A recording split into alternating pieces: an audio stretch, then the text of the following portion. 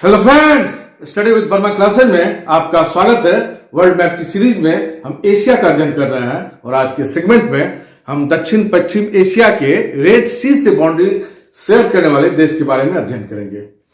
दोस्तों, हम आपसे बार बार गुजारिश करते आए हैं कि सिर्फ वीडियो को देखें नहीं, साथ साथ में नोट्स अवश्य बनाते चलें। तो आइए दोस्तों प्रारंभ करते हैं एशिया में दक्षिण पश्चिम एशिया के रेड सी से बाउंड्री शेयर करने वाले देश। दोस्तों, हम पहले से ही ड्रॉ कर दिए हैं ताकि समय बच जाए। आप देखिए दोस्तों, ये हो गया आपका रेड सी। रेड सी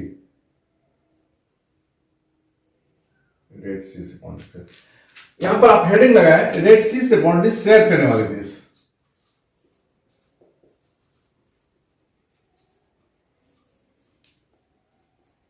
करने वाले एशियाई देश। इससे पहले अफ्रीका वाला सेगमेंट में एशियाई देश, इससे पहले हमने अफ्रीका वाले सेगमेंट में आपको अफ्रीका की तरफ से बाउंड्री शेयर करने वाले देश के बारे में बताए थे। याद कीजिए, उसमें आपको एक मिस्र मिला होगा, याद कीजिए, दूसरा सूडान मिला होगा, तीसरा इरिट्रिया मिला होगा लंबवत देश के रूप में, चौथा जिबूती मिला होगा। मिस्र, सूडान, इरिट्रिया और ये चौथा आपको जिबूती। यहां पर याद कीजिए, हम आपको बताया था कि इथोपिया जो है वो लैंड लॉक है, लेकिन आपको लगेगा कि वो रेड सी से बाउंड्री शेयर कर रहा है, तो इसलिए क्वेश्चन में आपको विकल्प में आपको इथोपिया ही रहेगा ताकि आपको भ्रम हो जाए वहां पर। तो ये चार देश है अफ्रीका की तरफ से, मिस्र, सूडान, इरिट्रिया और जिबूती, ये चार देश लगते हैं। एशिया की तरफ से भी दोस्तों चार देश ही लगते हैं रेड सी से बाउंड्री शेयर करने वाले। पहला हो गया दोस्तों इजराइल। ये यहां पर नंबरिंग कर देते हैं ताकि आपको 1, 2, 3 और ये चार देश। तो पहला हो गया इजराइल। हिंदी में इसको इजराइल बोलते हैं, इंग्लिश में इजराइल बोलते हैं, तो आप इजराइल लिखें। दूसरा हो गया आपको जॉर्डन। तीसरा हो गया सऊदी अरब और चौथा हो गया दोस्तों यमन। ये चार देश, 1, 2, 3, 4। यहां पर आप गौर कीजिए, यहां पर आपको मेडिटेरियन सी मिलेगा, मेडिटेरियन सी। तो आपको एक क्वेश्चन बनेगा कि वह कौन कौन से देश हैं जिसकी बाउंड्री रेड सी के साथ भी अटैच होती है और मेडिटेरियन सी के साथ भी। तो एक इजराइल हो गया और एक मिस्र हो गया। तो आप यहां पर लिख लें ऐसे देश, दुनिया में सिर्फ दो ही देश बनेंगे ऐसे देश जो मेडिटेरियन प्लस रेड सी दोनों के साथ बाउंड्री शेयर करता हो। ऐसे दो देश हैं, एक मिस्र और एक इजराइल। मिस्र आपको हो गया इजिप्ट अफ्रीका की तरफ से, और एशिया की तरफ से अगर एशियाई कंट्री रहेगा तो एक ही देश बनेगा इजराइल, और अगर ओवरऑल रहेगा तो दो देश, मिस्र और इजराइल, ये चार देश। अब देखिए दोस्तों, यहां पर चार देश में इसका कैपिटल पहले जाएंगे। इजराइल का देखिए दोस्तों, ये आपको कैपिटल, इसका कैपिटल थोड़ा विवाद है, तेल अवीव है यूएनओ में इसकी राजधानी, लेकिन ये अपने आप को कहता है कि हमारा जेरूसलम है, और कुछ देश जो है इसको मान्यता भी दे दिया है जेरूसलम को राजधानी को। इस विवाद में भी हम नहीं जाएंगे, नहीं तो बहुत ज्यादा समय लग जाएगा। जॉर्डन का राजधानी अम्मान है, अम्मान, AMMAN, अम्मान। सऊदी अरब का रियाद है और यमन का सना है। ये चार देश हो गए। इजराइल का तेल अवीव, यूएनओ में तेल अवीव है, यूएनओ की वेबसाइट में।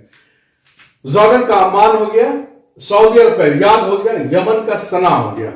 अब कौन कीजिएगा दोस्तों, इजराइल का बहुत छोटा क्षेत्र लगता है यहां पर, इसलिए आपको क्वेश्चन में डालेगा, क्योंकि लड़का लोग कंफ्यूज हो जाता है कि वो इजराइल का नहीं अटैच होता। नॉर्मली आप एटलस देखिएगा तो आपको पता भी नहीं चलेगा। ये चारों जो कैपिटल है ये पोर्ट नहीं है, ये भी याद रखिएगा, ये चारों पोर्ट नहीं है। आप यहां पर लिख सकते हैं ऐसे, ये पोर्ट नहीं है, सीधा डाल दीजिए, पोर्ट नहीं है। तो कौन सा पोर्ट है? इजराइल का देखिए इलात है। पोर्ट का नाम अच्छा से रखिए, ये आपको यूपीएससी में भी कई बार पूछा गया है। यहां पर आपको मिलेगा दोस्तों इलात पोर्ट, इजराइल का। जॉर्डन का अकाबा मिलेगा, और इसी के नाम पर अकाबा पोर्ट, पहले आप लिख लें, हम बता रहे हैं अकाबा पोर्ट। इसी के नाम पर यहां का खाड़ी का नाम अकाबा की खाड़ी है। यहां पर बे ऑफ अकाबा मिलेगा, अकाबा की खाड़ी। तीसरा हो गया सऊदी अरब, इसका आपको यहां पर मिलेगा जद्दा, ब्रैकेट में दे दें, ये इसका दूसरा नाम है, इस्लामिक पोर्ट भी उसको बोलते हैं। आपको क्वेश्चन डाल सकता है ये सब। चौथा हो गया यमन, इसका है यहां पर अदन, अदन, ये 4 मिलेंगे, अदन। और इसी के नाम पर, जैसे यहां अकाबा पोर्ट के नाम पर यहां अकाबा की खाड़ी हो गया, यहां अदन की खाड़ी मिलेगा, गल्फ ऑफ अदन, द गल्फ ऑफ अदन मिलेगा, अदन की खाड़ी। यहां पर यहां अकाबा की खाड़ी, यहां अदन की खाड़ी, ये 4। आपको अगर कभी कभी एग्जाम में उत्तर से दक्षिण क्रम सजाने के लिए दे देगा, उत्तर से दक्षिण यही क्रम हो गया, इलाक, अकाबा, जद्दा और अदन, ये 4 हो गया। अब दोस्तों थोड़ा सऊदी अरब पर नजर कीजिएगा, तो यहां पर आपको एक कर्क रेखा मिलेगा, ट्रॉपिक ऑफ कैंसर, कर्क रेखा, यहां से आपको गुजरता हुआ कर्क रेखा मिलेगा, जिसको ट्रॉपिक ऑफ कैंसर बोलते हैं। अब गौर कीजिएगा, ट्रॉपिक ऑफ कैंसर के ऊपर में उत्तर में मदीना है, यहां मदीना मिलेगा, और इसके दक्षिण में मक्का मिलेगा। यह आपको एक क्वेश्चन बन सकता है, आपको पूछ सकता है कि एक ही धर्म के 2 धार्मिक मुख्य धार्मिक सेंटर जिसके बीचों बीच कर्क रेखा गुजरती हो, तो मदीना और मक्का, इसके बीचों बीच कर्क रेखा गुजर जाती है। तो आप इसको लिख लेंगे, इंपॉर्टेंट है आपके लिए एग्जाम के व्यू से, कि कर्क रेखा या ट्रॉपिक ऑफ कैंसर मदीना और मक्का के बीचों बीच गुजरती है, मदीना और मक्का के बीचों बीच गुजरती है।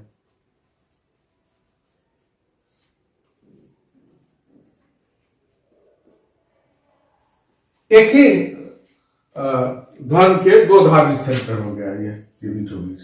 एक और क्वेश्चन समझिए, जद्दा, जिसको इस्लामिक पोर्ट बोले हैं, ये भी कर्क रेखा के साउथ में है, उसको भी आप लिख लें यहां पर कि कर्क रेखा, जद्दा जो है ये भी कर्क रेखा के साउथ में है।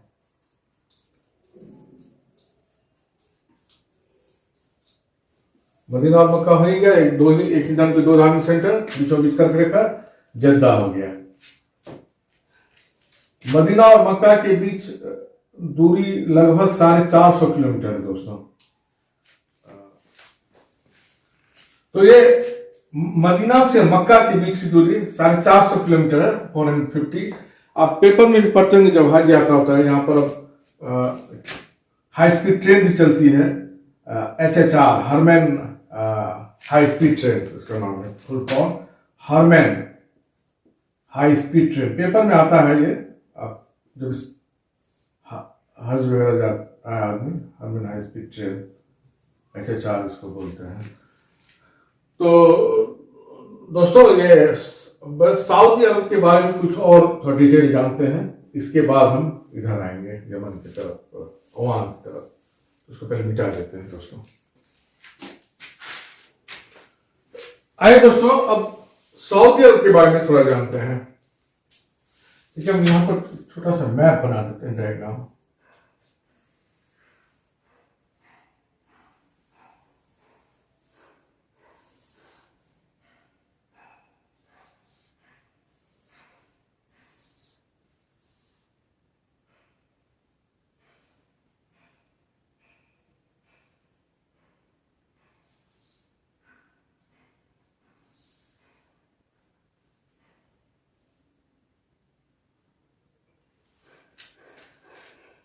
ये सऊदी अरब में देखिएगा आप, यहाँ पर दो डेजर्ट मिलेंगे, एक उत्तर में और एक आपको दक्षिण में मिलेंगे, दो डेजर्ट।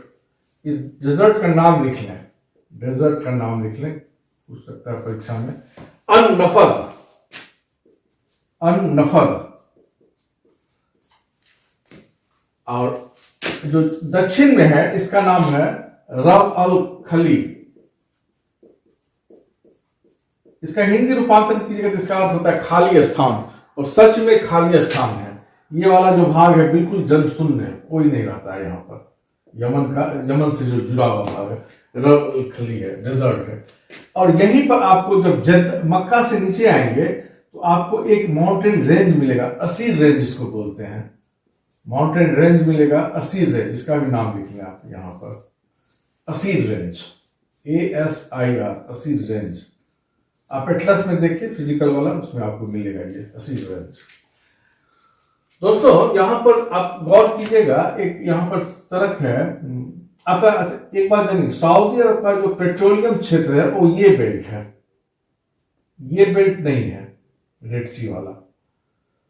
तो यहाँ पर काफी रेगिस्तान भी है, तो विकास लेकिन सड़क का खूब किया है। यहाँ पर एक सड़क बनाया है हरद से लेके, ये संयुक्त अरब अमीरात है जस्ट इसके बॉर्डर से, हरद से लेके आपको यहाँ पर जगह का नाम अल-बाथा, अल-बाथा, ये यहाँ पर मिलेगा आपको इस जगह में हरद, HARAD, हरद, और ये अल-बाथा। ये सड़क थोड़ा चर्चित है इसलिए इसको बताना चाहेंगे, आप नाम लिख लें। इस सड़क को कहते हैं हाईवे 10, हाईवे 10, या दूसरा भी नाम इसका है टैप लाइन रोड, रोड।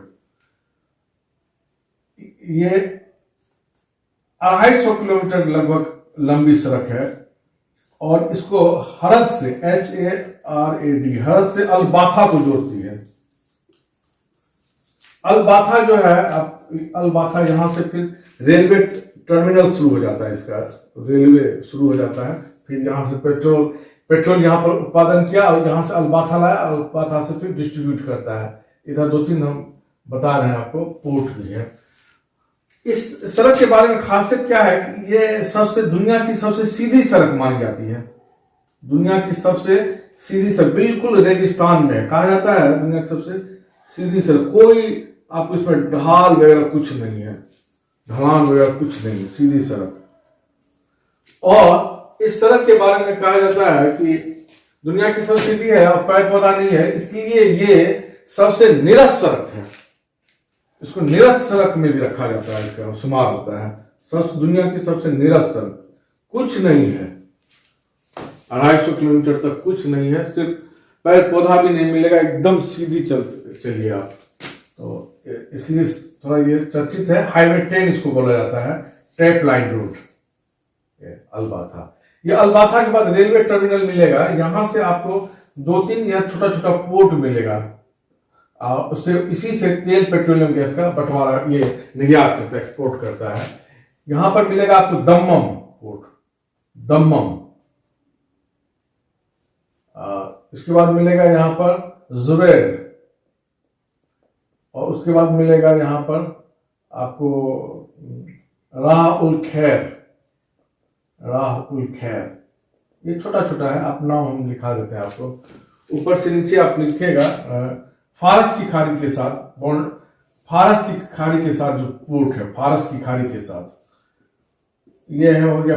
एक हो गया ऊपर में, उत्तर से दक्षिण हम लिखा देते हैं राह उल खैर। दूसरा मिलेगा आपको जुबैर, डी से शुरू होगा, जुबैर, JUBAIL। और तीसरा मिलेगा दम्मम, DAMMAN, दम्मन। ये यहां मिलेगा। और ये हाईवे 10 तो आप जान ही गए, और असीर रेंज हो ही गया। एक और जानिए, लैला मजनू की कहानी आप लोग जानते होगा, बचपन से सुने होगा। ये मौखिक किरवंती आपको यहीं से इसका मूल निकला है, यहीं पर से शुरू हुआ है लैला मजनू। बाद में फारसी कवि थे नासिर खुसरो, नासिर खुसरो ने उनको कलमबद्ध किए थे उसके ग्रंथि को, तो ये भी यहीं से जुड़ा हुआ है। और यहाँ पर एक चीज और जाने दोस्तों, ये कर्क रेखा जो हम बताया, ये कर्क रेखा आपको 3 देश यहाँ पर, यहाँ का 3 देश लगता है यहाँ पर कर्क रेखा, आप लिख सकते हैं, लिख लेंगे इसको। कर्क रेखा जो गुजरती है, जो मक्का और मदीना के बीच से गुजरती है, ये आपको यूएई और ओमान होते हुए अरब सागर होते हुए भारत में प्रवेश करती है। यहाँ का 3 देश हो गया। पहला हो गया आपको सऊदी अरब, दूसरा हो गया यूएई, तीसरा हो गया ओमान।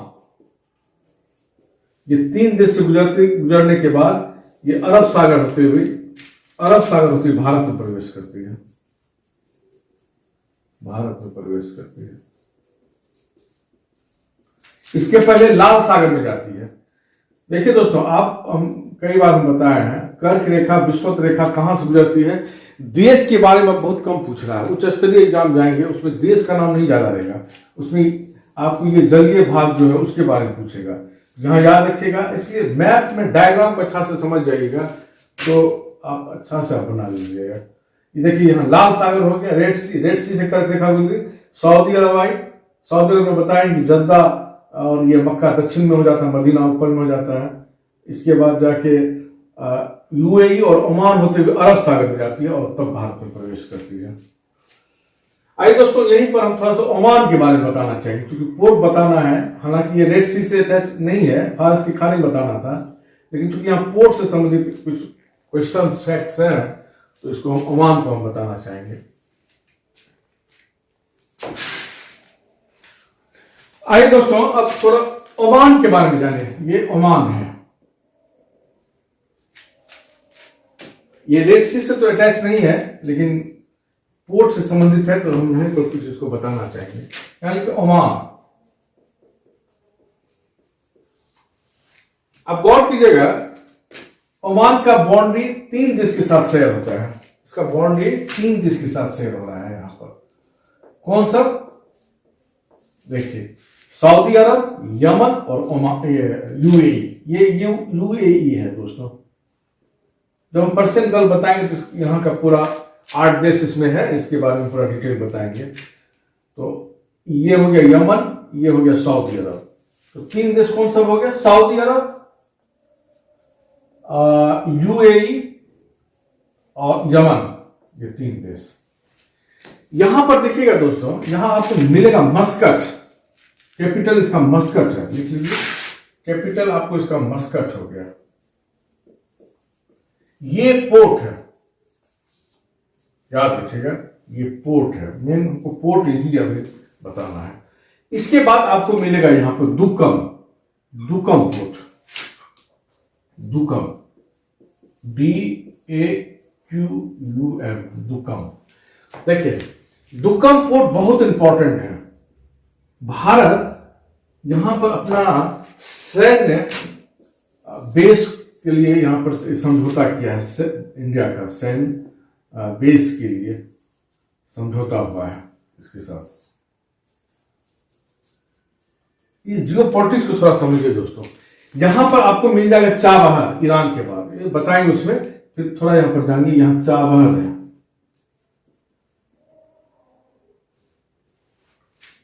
ईरान के साथ समझौता इंडिया किया है।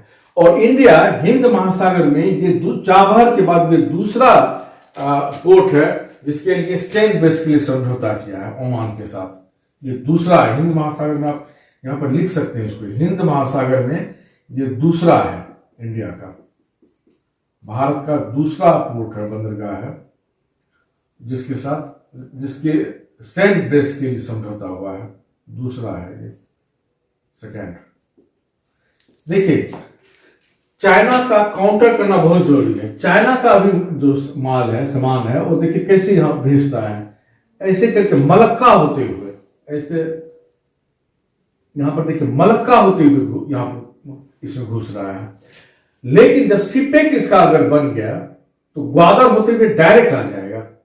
इसलिए इसका काउंटर करने के लिए इंडिया पहले से ही 2 जगह, एक चाबहार में और दुकम में किया है, समझौता किया सैन्य बेस के लिए। इसलिए ये बहुत इंपॉर्टेंट हो जाता है।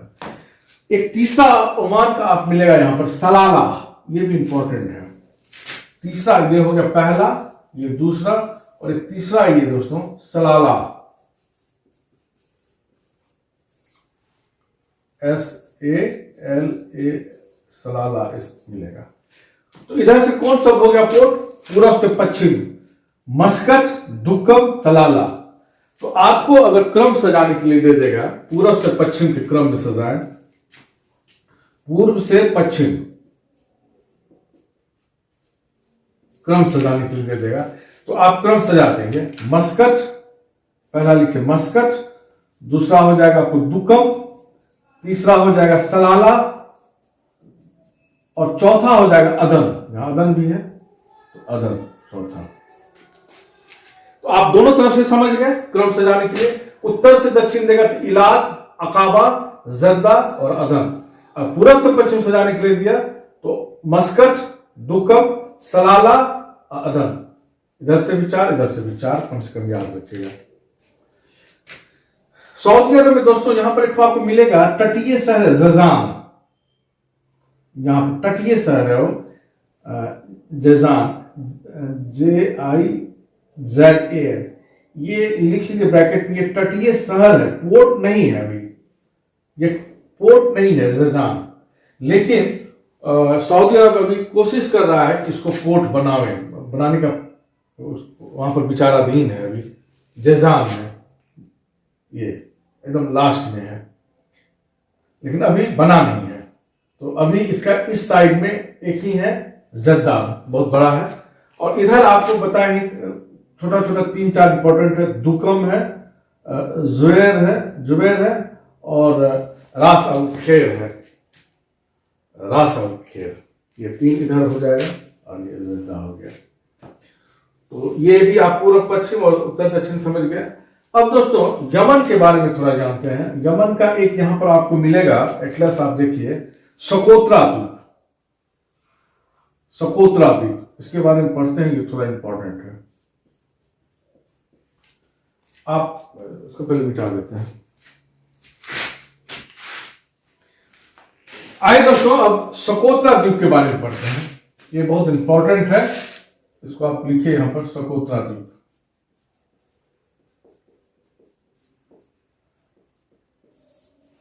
ऐसा माना जाता है कि ये पहले अफ्रीका का ही भाग था, बाद में इससे सबसे पहले ये छिटक के निकल गया।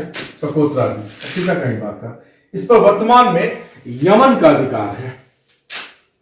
यमन का अधिकार है, लिख लीजिए।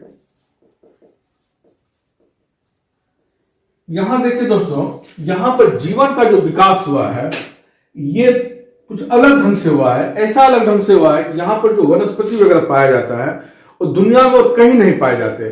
और ऐसा आपको बहुत सारा किस्म मिलेगा। यहां पर लगभग 700 वनस्पति, अब तक जो रिसर्च हुआ है उसमें 700 वनस्पति ऐसे मिले हैं जिसके बारे में कहा जाता है कि दुनिया में और कहीं नहीं पाए जाते। इस कारण दुनिया में कहीं नहीं पाए जाते, इस कारण इसको एलियन प्रजाति की वनस्पति वाला द्वीप बोला जाता है। दुनिया में कहीं नहीं पाए जाते एलियन प्रजाति। आपसे ये क्वेश्चन पूछ सकता है, एलियन प्रजाति की वनस्पति वाला द्वीप कौन है? तो ये याद रखिएगा, एलियन प्रजाति। इतना ही नहीं, यहां पर आपको सिर्फ वनस्पति ही नहीं, कुछ आपको जीव जंतु भी, सरीसृप, उभयचर वगैरह भी है जो दुनिया में और कहीं नहीं पाए गए हैं। जो रिसर्च हुआ है उसमें बहुत सारा ऐसा भी है जो दुनिया में कहीं नहीं पाए जाते हैं। तो यहाँ पर ये रिसर्च का ये विषय बन जाता है कि आखिर इस द्वीप में क्या खासियत है जो कि दुनिया में कहीं यहाँ पे वनस्पति वगैरह नहीं मिलते हैं। इसके कारण ही 2008 में यूनेस्को ने इसको विश्व धरोहर साइट घोषित किया है। विश्व धरोहर साइट।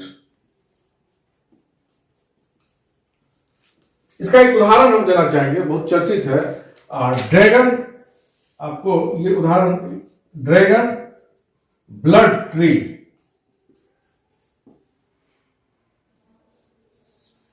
हो सकता है आप इसके बारे में पढ़े नहीं हो। ये एक ट्री है, वृक्ष है। कहा जाता है कि जब इसकी शाखा को आप काटेंगे तो इससे लाल रंग का एक रस निकलेगा, लाल रंग का रस। और ये लाल रंग का जो रस है ये इस टाइप से लगता है जैसे कि आदमी का खून हो। तो इसकी शाखा को जब आप काटेंगे तो लगेगा कि आदमी को आपने काट दिया है, इतना खून आपको मिलता जुलता है ह्यूमन से, खून जैसा है, आप लिख सकते हैं ब्रैकेट में समझने के लिए। इसी कारण इस ट्री का नाम ड्रैगन ब्लड ट्री रखा गया है। ड्रैगन ब्लड, ब्लड में खून होता है, ड्रैगन ब्लड ट्री, ट्री में वृक्ष, ये और दुनिया में कहीं नहीं पाया जाता है ड्रैगन ब्लड ट्री। तो एक उदाहरण यहां पर इसको दिए। अब आइए दोस्तों, बाब अलमंदेब, ये स्टेट जो है, ये स्टेट इसको कहते हैं बाब अलमंदेब, बहुत इंपॉर्टेंट है, इसको जानिए। बाब अलमंदेब ये किसको किसको जोड़ रहा है, यहां पर देखिए, रेड सी और अदन की खाड़ी, रेड सी को अदन की खाड़ी से।